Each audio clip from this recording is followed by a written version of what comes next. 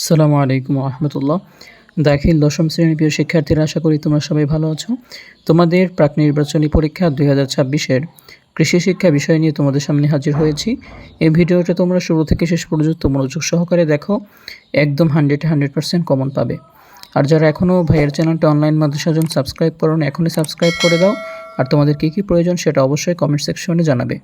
তাহলে চলো আর দেরি না করে ভিডিওটা শুরু করা যাক। তো দেখো, এখানে তোমাদের 1 নং প্রশ্নে বলা হয়েছে কৃষি পণ্যের মূল্য নির্ধারণ কোন সংগঠনের কাজ। তো এটার অ্যান্সার হবে তোমাদের 1-এর ক, কৃষি পণ্য বাজারজাতকরণ সমবায়। 2 নম্বর দেখো, সমবায় সংগঠন কৃষি সমবায়ের কি, সেটা হবে 2-এর ঘ, হৃৎপিণ্ড। 3 নম্বর দেখো, কৃষি পণ্য বাজারজাতকরণ সমবায়ের উদ্দেশ্য কি, সেটা হবে তোমাদের গ, 2 ও 3। 2 নম্বর হচ্ছে মূলধন সংগ্রহ, 3 নম্বর হচ্ছে পণ্যমূল্য নির্ধারণ। 4 নম্বর দেখো, কৃষি সমবায় কত প্রকার, তোমাদের খ, 4 প্রকার। তোমাদের উদ্দীপক পড়ে 5 নং 6 নং প্রশ্নের উত্তর দিতে হবে। 5 নং প্রশ্নে বলা হয়েছে ওই সমিতির মাধ্যমে এলাকার কৃষি গুণ লাভ করেন, সে তোমাদের হচ্ছে 5-এর খ, 1 ও 3। এবং তোমাদের 6 নম্বরে যে দেওয়া রয়েছে ওই গ্রামের কৃষকগণ উক্ত সমস্যা সমাধানের জন্য পরিবেশ বান্ধব কোন পদ্ধতিটি গ্রহণ করেন। তোমাদের এই 6 নম্বরের অ্যান্সার হবে গ, ভূ উপরিস্থ জলধারণ নির্মাণ।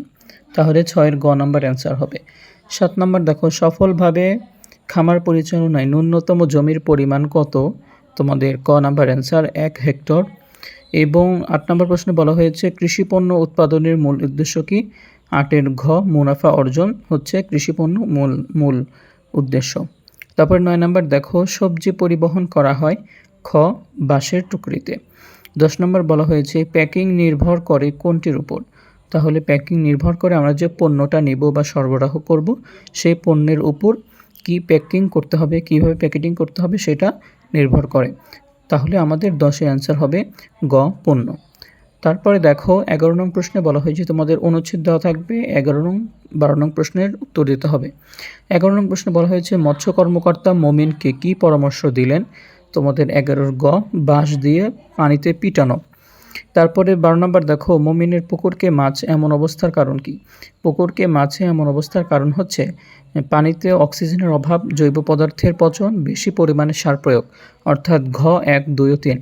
13 নং প্রশ্ন দেখো, কৃষি সমবায় কোন ধরনের কার্যক্রম, সেটা হবে গ, সমন্বিত। 14 নম্বর, গাভী প্রসবের পর কতদিন পর্যন্ত ষাঁড় দুধ দেয়, 3 থেকে 5 দিন। 15 নং প্রশ্ন, পারিবারিক পোলট্রি খামারে সাধারণত কতটি হাঁস মুরগি পালন করা যায়, তোমাদের ক, 5 থেকে 15টি।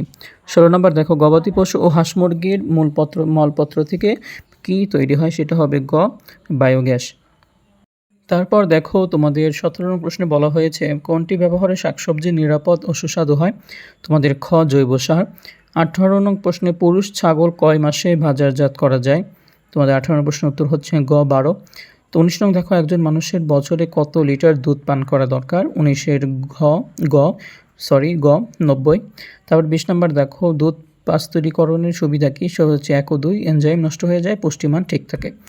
21 নং প্রশ্নে বলা হয়েছে বাছুরকে করার সুযোগ দেয় যদি বাছুরের দেহ সুস্থ ও সবল থাকে, তো এটা হচ্ছে ক, দৌড়াদৌড়ি। তারপরে দেখো তোমাদের একটা অনুচ্ছেদ দেওয়া থাকবে, এই অনুচ্ছেদটি পড়ে তোমাদের 22 নং প্রশ্নের উত্তর দিতে হবে। তাহলে অনুচ্ছেদটা তোমরা পড়ে নিবা। তাহলে উদ্দীপকে উল্লিখিত বাছুরের জন্য কত বর্গফুট জায়গার প্রয়োজন, ক, 15 ফুট। তারপরে 22 নং দেখো যে উদ্দীপক উল্লিখিত বাছুরের জন্য কত, এটা বললামই। তারপর 23 নং দেখো, পারিবারিক দুগ্ধ খামারে সর্বোচ্চ কয়টি গাভী থাকে, তাহলে এটা হচ্ছে তোমাদের ঘ নাম্বার 5টি। 24 নং দেখো, পারিবারিক কৃষি খামারের সবচেয়ে উপকারী কোনটি, সবচেয়ে উপকারী হচ্ছে পারিবারিক জনশক্তি, তাহলে হচ্ছে 24-এর ক। 25 নং দেখো, লিটার বিক্রয় করা যায় কোন খামারে, তাহলে এটা হবে হচ্ছে গ, পোলট্রি খামারে তোমাদের লিটার বিক্রয় করা যায়। তো এই ছিল তোমাদের হচ্ছে 25টা MCQ। তোমাদের আর কী প্রয়োজন অবশ্যই তোমরা বেশি বেশি সাপোর্ট করে আমাদের কমেন্ট করলে ওইটা দ্রুত তোমরা পাবা। এই জন্য তোমরা সবাই সাবস্ক্রাইব করো, লাইক দাও এবং কমেন্টে বেশি বেশি সাপোর্ট করো।